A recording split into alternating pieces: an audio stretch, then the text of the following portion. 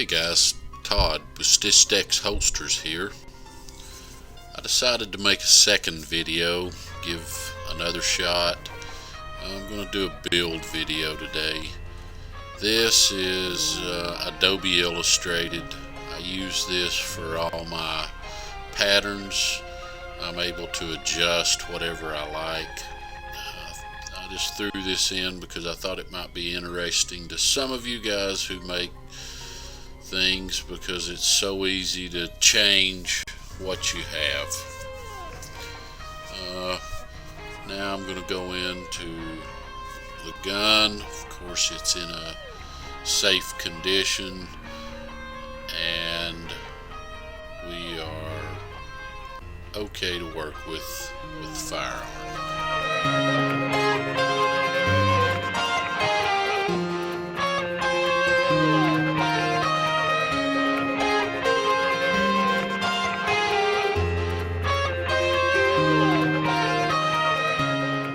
Before you just go out and start making a mold.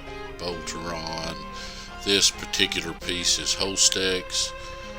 I do interchange Kydex most of the time just because everybody knows what Kydex is. But we're about to prep the gun for the molding process. You can't just put a gun unless you've got a thermoforming mold. There's a little bit of prep work. As you'll see here, I've got a little, it's just a piece of leather that I've cut out to fit in the ejection port. A piece of wood that I've made for the sight channel, that's so you don't rub anywhere. I tape this on. I normally tape up the trigger area. You can see there that the trigger area is taped, the sight guard is on, and we're about ready to mold.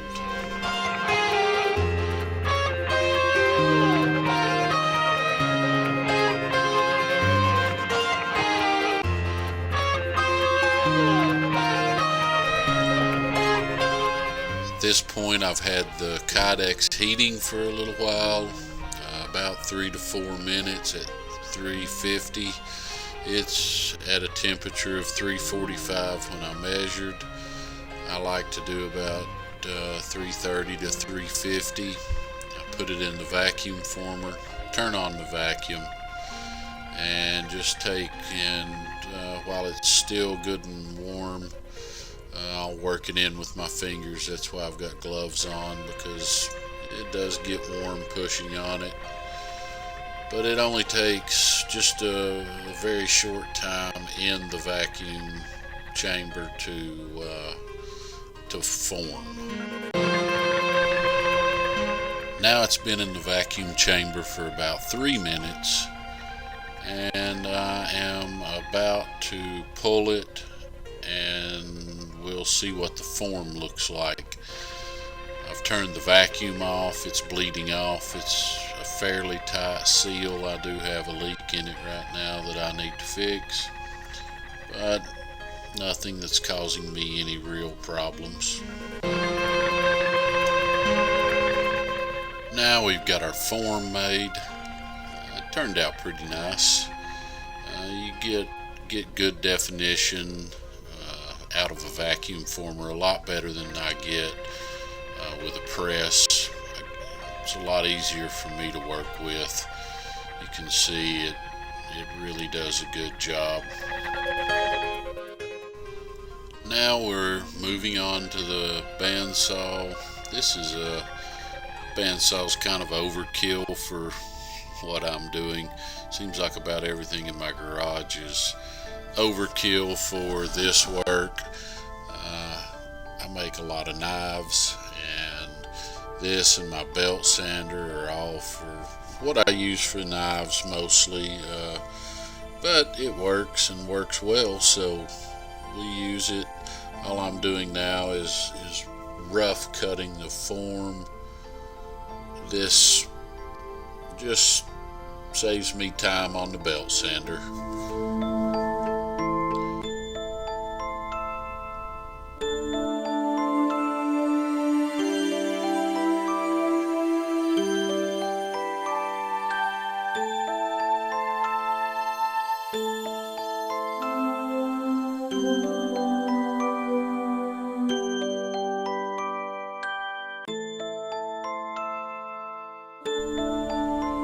Here we are at the belt sander. Again, a little overkill. This thing removes metal just like it's not even there, so it takes no time at all when I'm shaping or forming something on it here. But again, it's better to have too much tool is not enough.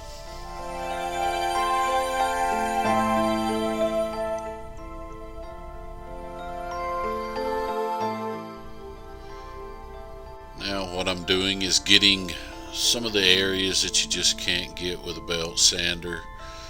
Using a Dremel, it's just got a small piece of sandpaper around a bit, and I cut the burrs off, clean the edges up.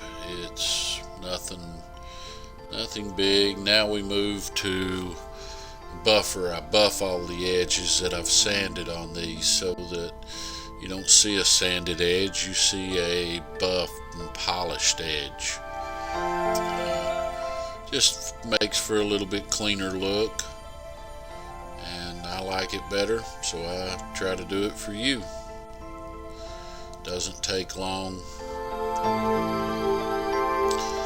Now that's a sanding wheel over there, and I'm just cutting the edge off of it so that it doesn't show as good.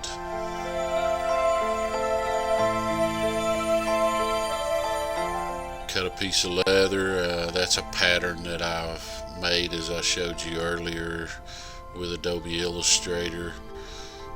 Just, I print them off, cut it out, mark the leather with a scratch awl as I'm doing here. Once I get it marked, I'll use a razor knife to cut it out. A lot of people use scissors.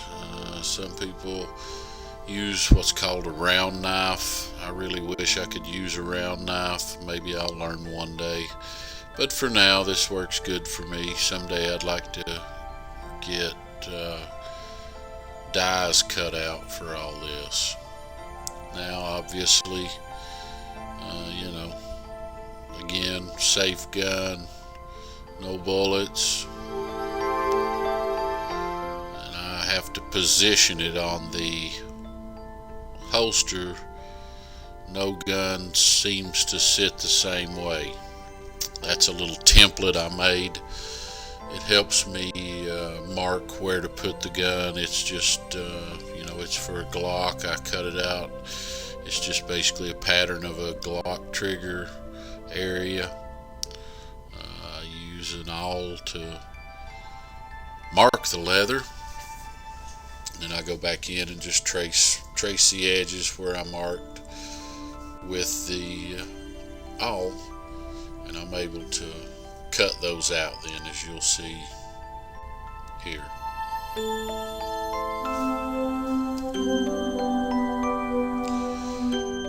What I'm showing you there is I don't ever cut into a corner if it's got to be rounded.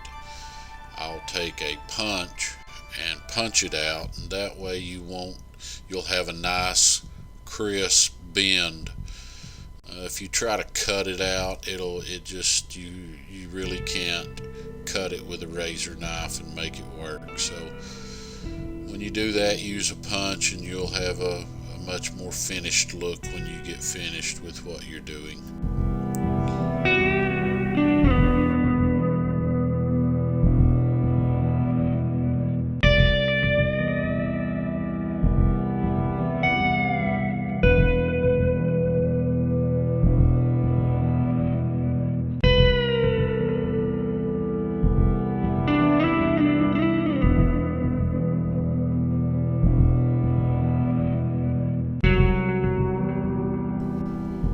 Obviously here I've marked everything, and now I'm cutting it, and as you can see, now the holster is tucked under the leather, and we get a lot nicer form, and all the ugliness is hidden in between two pieces of leather. Now here my camera died, so I couldn't show you, but all I did was stamped an American flag and the lettering for what the gun it fits, and my maker's mark, which will be changing to a Stitch Dex logo soon. But that's really all that was involved there. Now I'm marking it for the stitch groover. A stitch groover you use to lower when you sew it, the stitching will stand up on top of the leather. Well, if you use a stitch groover, you can make it sit more flush in the leather. It just looks cleaner. It's just another step that I think is good to do. I try to do it to all my holsters.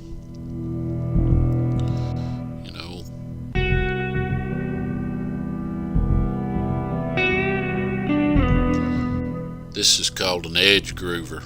Great little tool, helps you keep an even line on the edges. Anywhere I have that opportunity, I use it.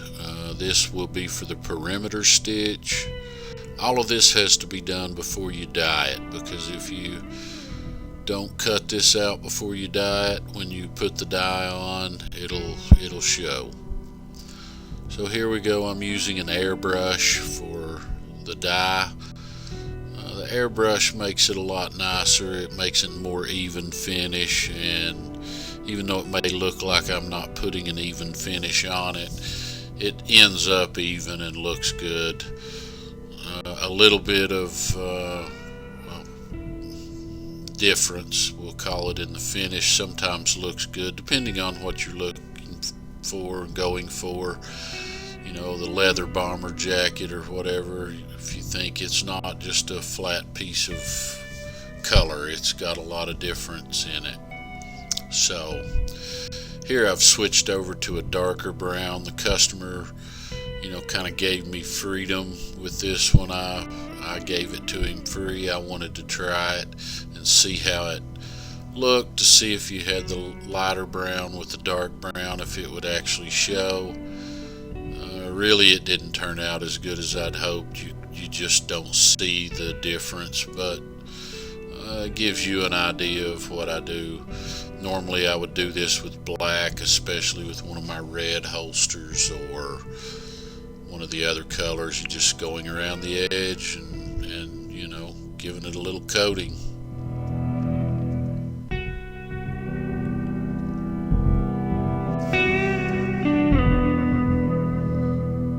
Next we go to the sewing machine. This is a saddle and tack machine. I had Steve from the leather machine company. He gave me a lot of help in deciding what to buy and what I needed. I gave him a call, and he was very helpful, owner of this company, so he didn't have to take the time for me, but he did, and I do appreciate that. So I'd like to let you know that he answers the phone when you call. He's always willing to help, and a really good guy. This thing has no problem going through leather. The Kydex, I could stack another ½ inch of leather on there and it still wouldn't know it was there. It just sews a nice tight stitch, and I'm very happy with it.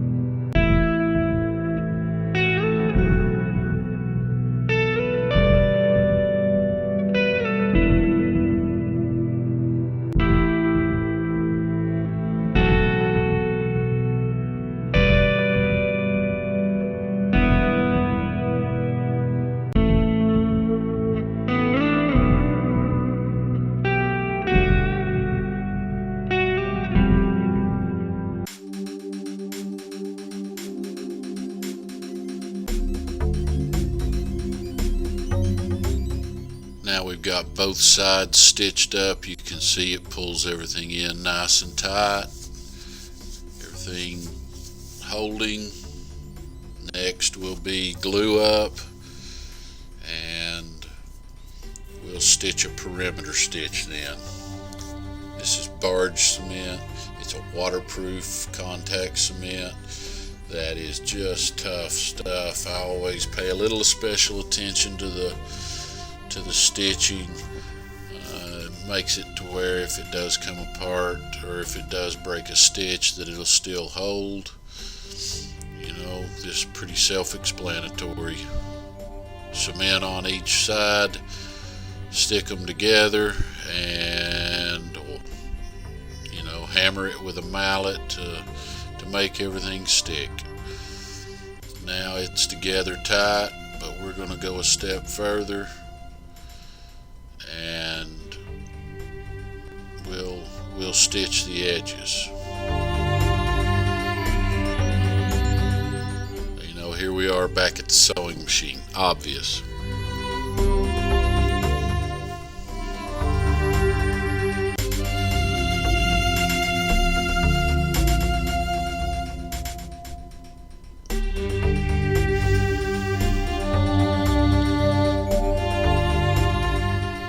I didn't bore you with taking it back to the belt sander and sanding the edges and using a Dremel to clean them up, and I kind of round over the edges just a little bit. They make a tool and I use it some to bevel the edges, but the Dremel makes a good rounded edge too.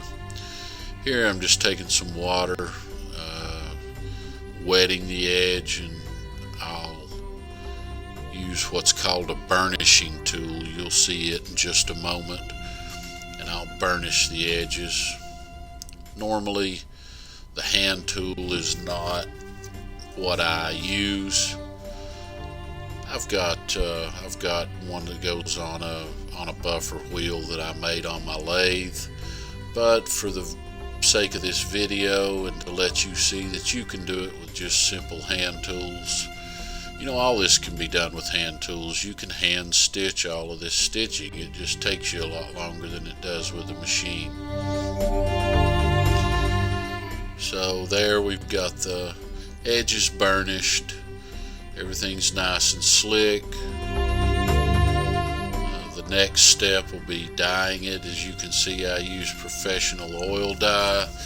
There are some green dyes out there for, you know, that are water-based, but I get a more even finish with the oil dye, and it seems to soak in better and hold better, and it's just all around better. It's not any fun to work with, but it does seem to work better. There, those are just little disposable daubers, wool daubers you can get at your local Tandy. I buy them, I don't know how many's in a bag, probably 100, and you just use them and throw them away. So there you have a finished edge. It's been sanded, burnished, dyed, and then I put a wax coating over it, and it just makes a nice clean finish.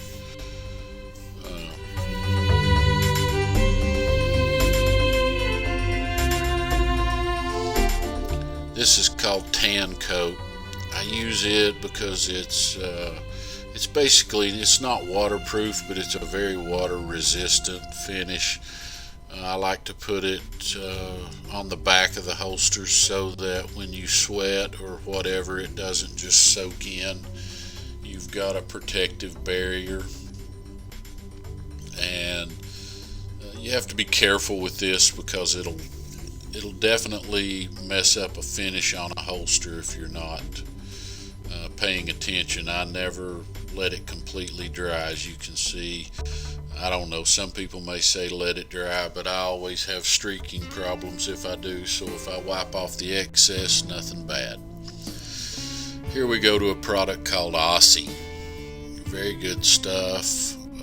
It's a leather conditioner, and what it does is it's just like a beeswax and a finish that I use. It gives a real nice satin finish, brings out the color of the leather, and as you can see, it just really makes things look rich and not cheap. I'm not a fan of the real bright shiny. I can make the bright and shiny, and if that's what you like, you know, I'll make it for you. But anyway, so everything's stitched up. All we've really got left now is to put our clips on. What I'll do is, of course, we'll check and see that the gun's empty again.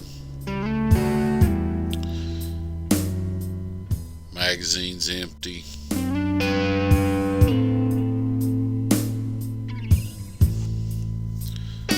So now we put the gun in, and I do the simple thing of put a ruler across it where your belt would go. Look at the cant, which is the angle that the gun is, and from there I just set my clips in, and that's how I get my clip position. So if you're doing it, you know, you may have a different way. That's just my way. Next will be to punch the holes. You know, if you'd like for me to leave this step out and you do your own, I'll do that. And I think if you have a punch, that's the way to do it, because then you can set the holster up exactly how you feel is good. I think I know what you like, but maybe I'm wrong. Again, I can punch, you know, 3 or 4 holes in there for you to give you some adjustability if that's what you prefer. If I know you're not going to be moving those screws, I'll use what I just showed you, which is a cleated style stud. You know, you drive it in. If I think you're going to be moving it around, I'll always use a Chicago screw. But the cleats work real good if you're not moving it. And you know, they're easy to install, and you don't have any trouble with them. They're pretty much effortless.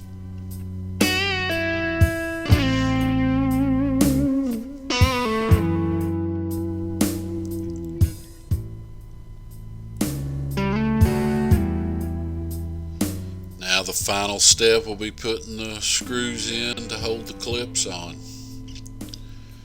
You know, it's that's the end. I hope you've enjoyed it. I hope someone gets something out of this like I've gotten off YouTube. If you guys have any questions, feel free to get with me. Be glad to help you. Remember, StitchDex.com. Come visit me. Be glad to help you out. That's it. Thanks, guys.